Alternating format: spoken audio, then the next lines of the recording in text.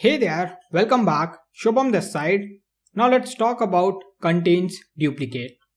If you observe, we have been given an integer array nums and we need to return true if any value appear twice and return false if there is no duplicate. That means we have been given an array. If any value appear twice, we need to return true, otherwise false. Now if you are from Python, array basically means we are utilizing a list. So let's take an example to understand this question better. We have been given an input array nums and it holds integer value. If you see, we have 1, 2, 3 and 1. What we need to do is we need to return true if any value appear twice. So if you observe, we have 1 as well as 1 appearing twice in this particular input array. So that means we need to return a true. Now if you observe with the second example where we have different values and if you compare each one of them, we don't have any duplicate. That means this is going to return a false.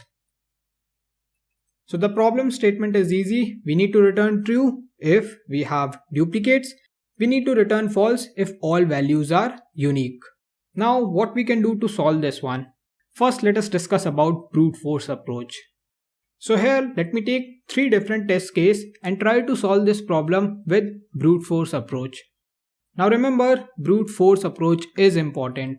The aim with brute force approach is not to find a optimized or efficient solution, but to at least confirm that this particular problem holds a solution. So this is why we need to first go through brute force approach, understand okay, there is a solution exists for this problem, and later on we can optimize it according to different use cases. Brute force approach also help us to understand different test cases, different edge cases and lot of other stuff.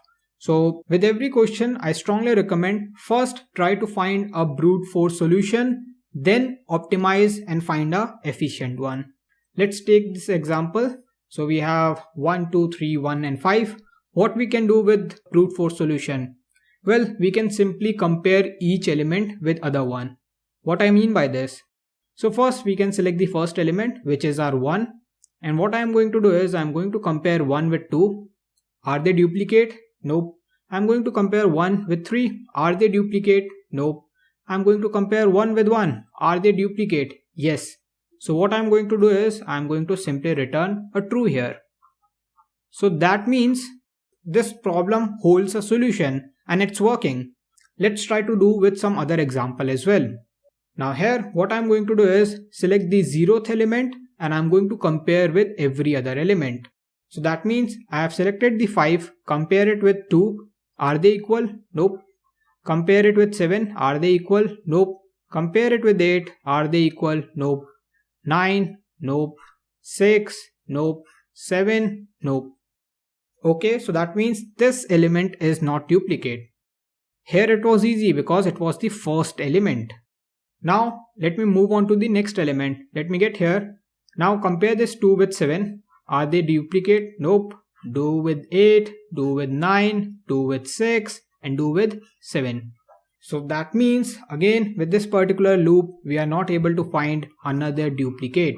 So what I am going to do is move on to the next element. So here now I am at my next element which is 7. Going to compare this with 8, compare this with 9, compare with the 6, compare with the 7 and finally I have a duplicate. Again what I am going to do? I am going to return a true. So that means the solution exists. We know there is some solution, but this is going to take lot of time.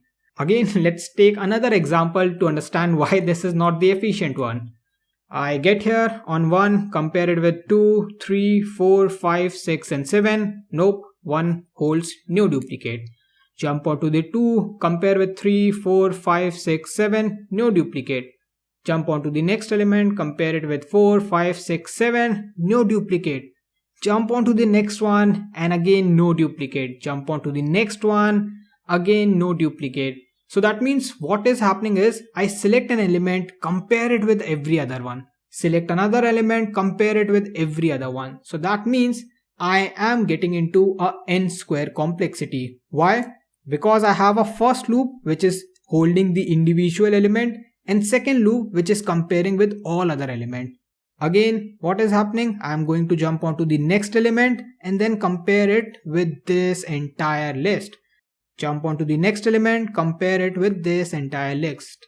So that means with brute force approach, there exists a solution, but the time complexity that we are going to work with is O of n square, because we have two proper loops. The space complexity is going to be simple. It is going to be O of 1 because we are not taking any type of extra space. Now this brute force approach helps us to understand, yup, a solution exists. Let's try to understand a efficient one. So here let's take another example and I'm going to talk about an efficient solution. Now remember, this is not our final solution. We are going to discuss another one as well. So what can we do right now? Well, the simple thing, to be honest, I can do is I can just sort this entire array. So that means the solution is dependent on sorting. So what if I sort this entire array? I will have every element at a proper sequence. Right now if I sort this one, I will have 1, 2, 2, then I will have 3, 4, 5, 6 and 7. So that means sorting is going to have all duplicate elements nearby to each other. Why? Because if two equal elements exist after sorting, they will be close to each other. Now things are simple. Once we did the sorting part, we just need to iterate and compare the closest element. So I can start with 1 and I can compare the nearby element to see if it's equal or not. If not, let me jump onto the next element. So that means 1 is not equal to 2. Nope, no problem. I need to jump onto the 2 part. Compare if 2 is equal to 2. Yes. So that means these two are equal. They are duplicate and I can return true. Now this is also an easy solution, but we can improve the efficiency. Why? Well, sorting take n log n complexity. If you observe, we are trying to sort our integer array here.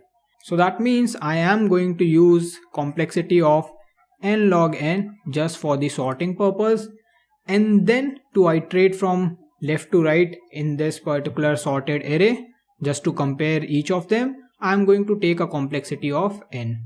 So this is a valid solution. It is going to work great, but we have a different, or I should say the efficient one as well. Let's move on to the next one. Now what we can do is we can utilize a hash set. Well, this is going to help us a lot now. We are going to iterate from left to right only once, but with the help of hash set, we are going to store each visited element.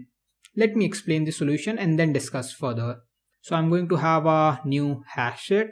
Now remember, the quality of hash set is it holds no duplicate and it is unordered. Also there is no indexing. The aim here is just to store our element whichever we are visiting, and we don't want any duplicates or nothing. No, what we want is we just need to store it once here and check if it exists later on or not. I'm going to explain, no worries, but first let me try to iterate for once. So here what I'm going to do is, and I'm going to check in my hash set if this exists or not. Nope. So what I'm going to do is I'm going to add 1 here. I'm going to move on to the next one, 2.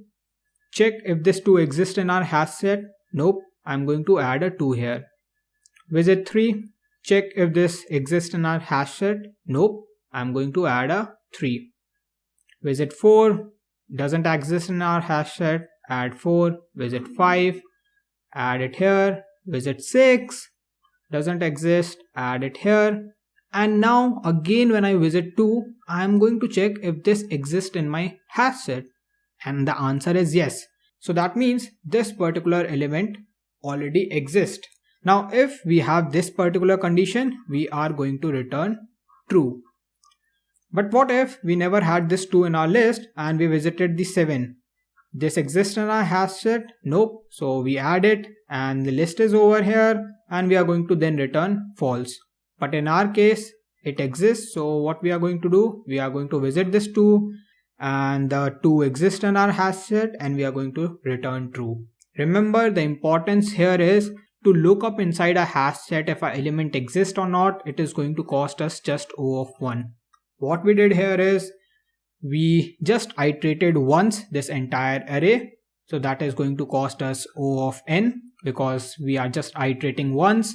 And at the time of storing, we are utilizing a hash set which is an extra space. So that means that is going to be O of n because the maximum length of the hash set will be a number of elements that we have in our array. So if we visit from 1 to 7, we are going to have 1 to 7 maximum here. So this is going to be our space complexity. And O of n, because we don't do anything else, so O of n will be our time complexity. I hope you got the idea. This was pretty easy to be honest. But let me do a quick dry run so you can understand it better. So here what I am going to do is I am going to take one quick example. I am going to just have something like 1, 5, 7, 2, 3 and 2. Yep, the first thing is we are going to have our input nums, which is going to be list of integers. And then we are also going to return a boolean type if we need to return true or false. The first thing is we create a hash set so that we can store all our elements and then can look up. And now here the fun part begins. We have a nums that is going to include 1, 5, 7, 2, 3 and 2. We select the first element. Here I am going to select 1 and we are going to check if this 1 exists in our hash set. So let me create a hash set first as mentioned here, and we are going to check if this exists in our hash set. If yes, we are going to say okay, it's already duplicate. If not, we are going to add it here. So it's not there, I'm going to add 1. The next thing, again since we are in a for loop, I'm going to visit 5, check if this exists in our hash set. Nope, I'm going to then add it. Visit 7, check if this exists in our hash set as mentioned. Nope, so I'm going to add it. Visit 2, check if this exists in our hash set. Nope, I'm going to add 2. Visit 3, check if this exists in our hash set, add 3. And now I visit the last element which is 2 again, and I'm inside this condition, check if this exists in our hash set. Answer is yes because 2 exists here. So what I'm going to do, I'm going to get into this if condition and return a true. So that means this duplicate exists and we return a true. That's all. I hope you got the idea. So first thing, do with a brute force approach, we got n square complexity. Then we tried with sorting, we got n log n. Then we tried using a hash set and things were simpler. Because to look and check if our element exists in a hash set is just costing us O of 1. So that's why this solution is more efficient. One important thing is we are utilizing more space here because if you observe the space complexity is O of n. Why? Because we are utilizing a proper hash set. If I talk about the sorting one or brute force one, we were not using any type of space. But time complexity is more important for us here in this case. I hope you understood multiple approach in terms of different solution as well as dry run of the code. So what I recommend right now is go and solve this particular question yourself. Try to submit the code and see if you get accepted or not. Thank you for following and I see you guys in the next one.